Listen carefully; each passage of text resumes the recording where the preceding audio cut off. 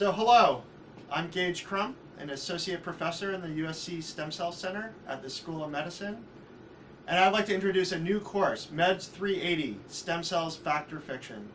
So the impetus for this course is I've always been fascinated by the blend between our fictional representation of what's possible with biology and what's the reality of what's going on in stem cell research and genetic research. When I was an undergraduate, first got interested in science when I heard that they were taking a fluorescent protein from fireflies and putting that in tobacco plants so that these plants can now glow in the dark. Then after that, they would also take these fluorescent proteins, put them in rabbits to make glow-in-the-dark rabbits.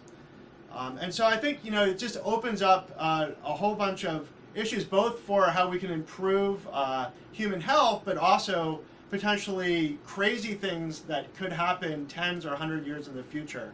And so this course really explores a lot of these issues. How even now we're having babies born with 3 biological parents instead of 2 biological parents.